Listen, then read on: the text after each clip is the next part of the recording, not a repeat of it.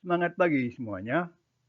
Terima kasih telah bergabung dengan channel IBMW, Media Belajar Bareng Finance, Research, dan Hospitality. Kita membahas metodologi penelitian MAP dengan topik Desain Penelitian Kualitatif pada sesi 59. Bila menurut Anda sesi ini bermanfaat, silakan tekan tombol subscribe, like, dan share sebagai dukungan dan pemotivasi untuk pengembangan channel ini. Terima kasih dan selamat mengikuti. Dalam penelitian kualitatif, kita menyelami makna, perilaku, dan pengalaman manusia di balik industri perhotelan. Dalam penelitian kualitatif, angka-angka statistik kita lihat bertujuan memahami fenomena sosial dan perilaku manusia secara mendalam dan holistik. Fokus utamanya terletak pada konteks dan interpretasi realitas, bukan pada pengukuran statistik. Dalam statistik kita tahu ada data kuantitatif dan data kualitatif. Data kuantitatif misalnya tentang tingkat okupansi hotel, skor kepuasan tamu. Sedangkan data kualitatif mencakup emosi tamu, makna pengalaman, motivasi perilaku, dan budaya kerja karyawan. Selanjutnya kita bahas mengenai paradigma penelitian yang ada dua, yaitu kualitatif dan kuantitatif. Tujuan penelitian kualitatif adalah memahami makna, sedangkan kuantitatif mengukur hubungan. Bentuk datanya, narasi dan kata-kata untuk kualitatif, dan angka untuk kuantitatif. Instrumen utama penelitian kualitatif adalah peneliti, sedangkan kuantitatif adalah kuesioner atau alat ukur yang lain seperti wawancara dan daftar periksa. Ukuran sampel penelitian kualitatif kecil dan mendalam, sedangkan kuantitatif ukuran sampelnya besar. Sifat analisisnya kualitatif adalah interpretatif dan induktif, sedangkan penelitian kuantitatif sifat analisis adalah statistik dan deduktif. Hasil akhir penelitian kualitatif deskriptif, sedangkan kuantitatif generalisasi. Selanjutnya kita bahas karakteristik mendasar fundamental dari penelitian kualitatif, yaitu natural setting. Dilakukan pada kondisi alamiah nyata tanpa manipulasi. Dalam kurung contohnya mengamati check-in langsung di front office. Human instrument. Peneliti secara langsung menjadi alat utama pengumpulan data.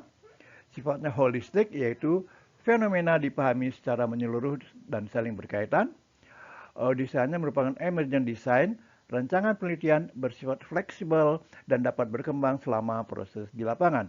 Dan datanya merupakan data deskriptif, yaitu hasil analisis disajikan dalam bentuk narasi mendalam, dokumen, dan gambar. Kita lanjut pada fokus desain penelitian, yaitu studi kasus dalam kurung case study. Fokusnya mempelajari satu objek spesifik secara terinci, misalnya penerapan digital marketing pada hotel butik di Bali. Fenomenologi, fokusnya pada makna pengalaman hidup individu terhadap fenomena. Contohnya, pengalaman wisatawan selama staycation di resort mewah. Selanjutnya mengenai desain etnografi, fokusnya adalah nilai, norma, dan perilaku budaya kelompok. Contohnya, budaya kerja karyawan housekeeping hotel berbintang. Desain grounded theory fokusnya mengembangkan teori baru dari data lapangan. Contohnya misalnya membangun teori loyalitas tamu VIP dari layanan personalisasi. Dan naratif fokusnya menggali cerita dan pengalaman individu. Misalnya kisah perjalanan karier seorang general manager hotel internasional. Selanjutnya kita bahas mengenai data lapangan. Cara mendapatkan data lapangan, yaitu dengan wawancara mendalam, dalam kurung in-depth interview, fokusnya formatnya terstruktur, semi terstruktur, atau tidak terstruktur. Contohnya, menggali strategi revenue management bersama manajer hotel. Observasi, pengamatan langsung secara partisipatif atau non-partisipatif. Contohnya, mengamati dinamika interaksi staf dan tamu di lobi hotel. Focus Group Discussion dalam kurung FGD, diskusi interaktif antar kelompok untuk menggali opini. Contohnya mengumpulkan pelanggan hotel untuk evaluasi kualitas layanan restoran. Dokumentasi, yaitu ekstraksi data dari artefak fisik atau digital.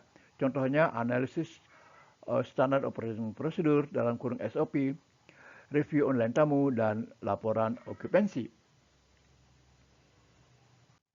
Lanjut kita menganalisis data dengan pendekatan Miles dan Huberman, yaitu yang pertama adalah reduksi data. Proses krusial memilih, memilah, dan menyederhanakan transkrip dan catatan lapangan yang tumpang tindih menjadi informasi esensial. Selanjutnya yang kedua, penyajian data, mengorganisasikan data yang telah direduksi ke dalam bentuk matriks, tabel, diagram, dan narasi agar pola mulai terlihat. Yang ketiga adalah penarikan simpulan, yaitu menyatukan pola, merumuskan tema, dan menemukan makna final dari fenomena yang diteliti. Kita membahas mengenai validitas data.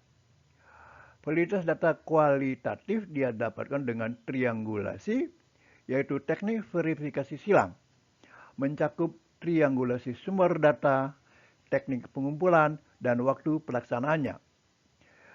Member check, yaitu mengembalikan dan mengkonfirmasi temuan akhir secara langsung kepada informan penelitian untuk memastikan keakuratan interpretasi.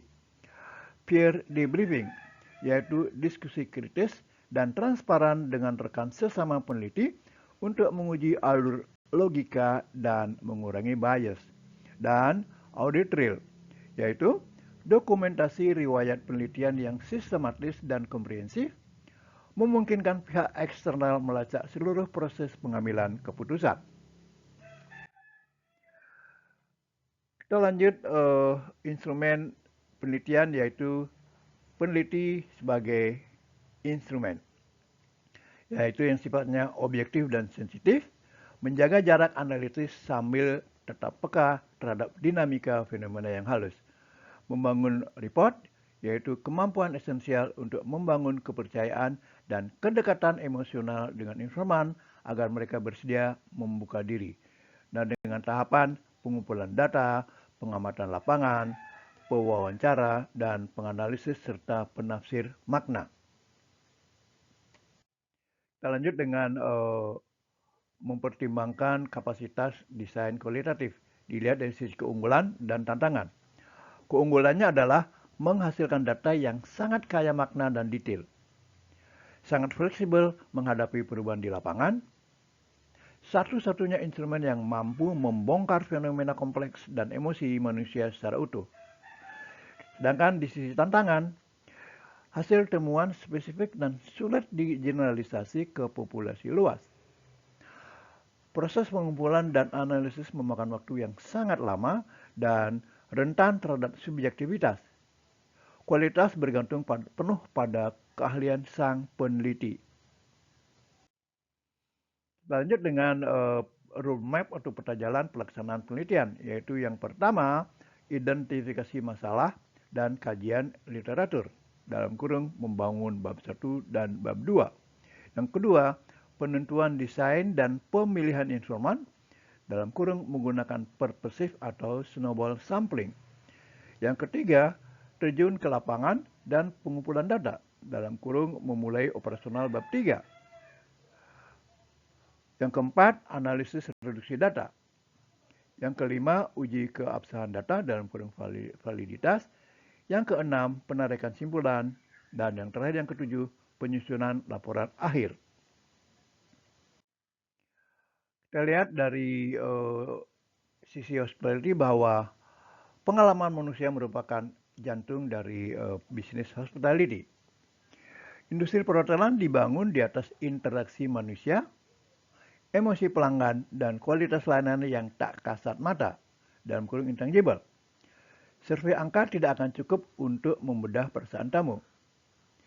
Aplikasi kritis topik di perhotelan adalah mengevaluasi kenyamanan tamu terhadap teknologi digital check-in, menangkap persepsi autentik tamu tentang inisiatif Green Hotel, menggali ekspektasi tersembunyi dalam personalisasi layanan VIP, dan memetakan dinamika budaya kerja dan retensi generasi Z di dalam manajemen hotel.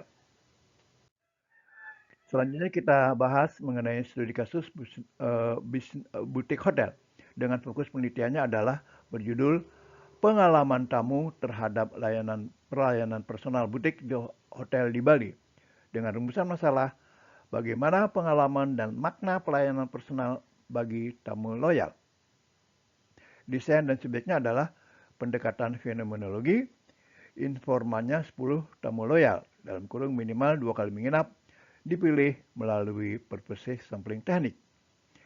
Eksekusi dan analisis, teknik pengumpulan datanya adalah wawancara mendalam, observasi partisipatif, ekstraksi dokumen review online dengan teknik analisis, reduksi, penyajian, dan penarikan simpulan dalam kurun pendekatan Miles dan Huberman. Benteng validitasnya adalah triangulasi sumber dalam kurung wawancara versus observasi.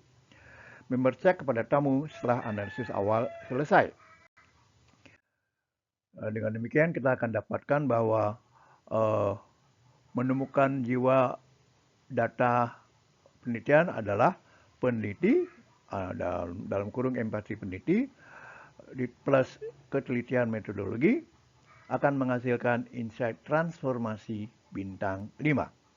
Dalam penelitian empati peneliti kita akan bahas mengenai konteks dan makna, sedangkan dalam ketelitian metodologi akan mencakup analisis dan validasi. Dengan demikian, penelitian kualitatif dalam hospitality bukan sekedar tentang membuktikan asumsi awal, melainkan eksplorasi untuk memahami apa yang benar-benar dirasakan dan dialami oleh tamu maupun karyawan. Demikian akhir dari sesi ini. Terima kasih dan sampai jumpa.